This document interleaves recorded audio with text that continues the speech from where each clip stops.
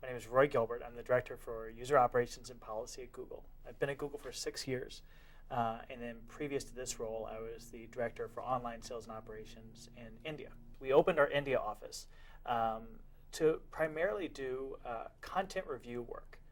In other words, looking at ads that we're going to show on our ad network and seeing if they could show or not, and then approving or disapproving them. My background was that I graduated from the Naval Academy. I was in the submarine force, and one thing that great leaders do in the submarine force is they know the details and they make decisions and they move really quickly, and they understand the scope of problems that they get into. At Google, we really value leaders not just to get up there and pontificate about strategy, but also actually do the work, and again, move really quickly and are comfortable in an environment where we make decisions quickly and sometimes fail. India was a startup. We were still figuring out how to pay rent. We didn't know how to pay our employees there. My job was, in addition to running the team, was to act as general manager over all these functions, everything from signing our legal contracts to figuring out how customs worked in India, to getting stuff shipped over, to doing our purchasing, and making payroll as well. So my day was filled up by huge to-do lists, like any time that you're in a startup. In addition to thinking about the big picture of how do you run Google's global advertising business and how do you scale it up, there's the more prosaic things like, how are you going to serve lunch today? So I spent anywhere from like 4 to 7 hours every day interviewing people that pass through our hiring bar. Our outer limits for how big and successful this team would be if we could have 300 people someday. Ultimately, the team grew to over 1,000 people over the next 3.5 years. It turns out it's the fastest growing team at Google, which in of itself is a very fast growing company. So flash forward by about a year. India's going very well, and Google's very excited about what we're doing there. It's scaling up much faster than we would have thought. Our business is growing very quickly. On the other hand, some things were not going as well. I was really frustrated at times with the fact that managers weren't taking more responsibility for decisions, weren't being creative enough, weren't taking enough risks. I was exhausted from spending the amount of time that I needed to, not only at the office in terms of working through the issues that we faced there, but also like spending all night, every night on the phone with people in the US. We have a 360-degree review process at Google, like many companies do, and it's very useful for getting feedback from peers, subordinates, from other people in the organization.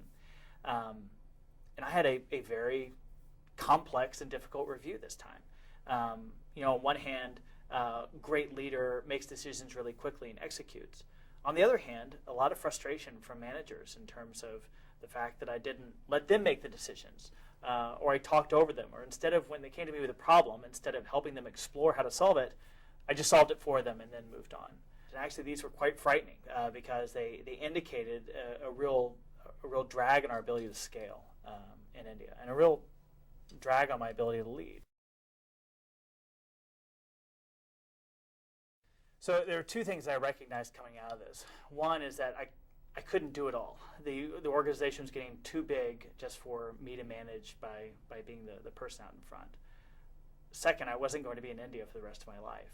I needed to not just find and hire my successor. I needed to train and develop a series of successors, so make it so an entire management team was capable of taking over and running this at a far higher level than I was doing it now.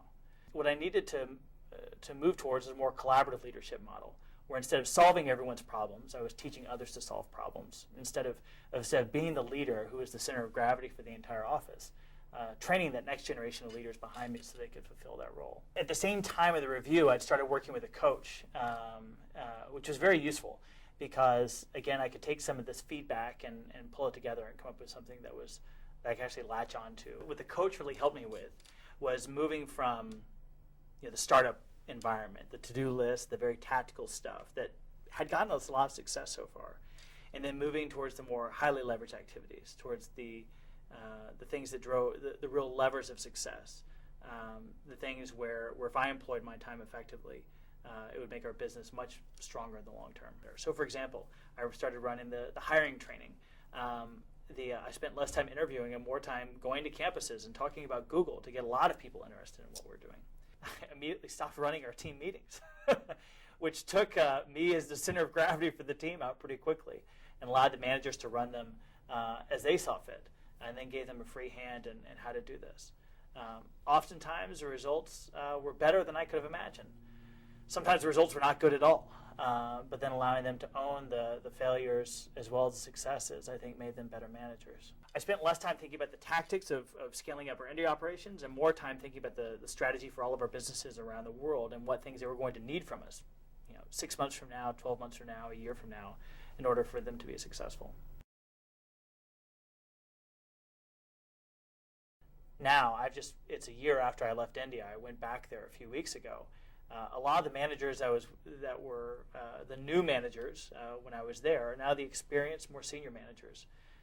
I did business reviews of all the different things that they're working on. In every review, I would get to the end of it and say, I would have never thought of doing X that way. Clearly, they had a much better handle on the details of their business, but also they were taking risks that I never thought they would have been capable of. I measure my success in India not by just how big the operation gets or how successful all the different things we do there, but really, is it sustainable? Is it something that after I walked away, was it still an operation that would stand on its own 2 feet and still be recognized as one of the best things we do within Google? So looking back, it still is. When I came back to the U.S., I inherited a much more senior leadership team that is extremely accomplished, but in some ways more challenging. And I think the training in India in terms of opening up to feedback, allowing other people to make decisions, being a successful leader but not hogging all the airtime or not hogging the spotlight was extremely useful training in terms of dealing with the leadership team that I have now. The scale of the problem changed over time, and so the things that make you successful when you have 20 or 30 people in terms of rapid decision making, in terms of taking on other responsibility yourself, that's not necessarily the things that are going to make you successful when you have 1,000 people in the business and 50 or 100 managers. It's really hard for managers to shift their focus like that because that mental model that was so successful when it's a small organization, it's hard to shift into a new mental model later. The feedback really came at the critical point for me to help me to think about a new way of leadership and a new way of leading my organization. The things that make you a great leader, the things that make you a strong manager, your strengths, oftentimes are mirror images of your development area. The biggest takeaway for me is to just keep looking at data and keep looking at reality as opposed to what you think it should be, and allow your leadership model to change as the situation changes.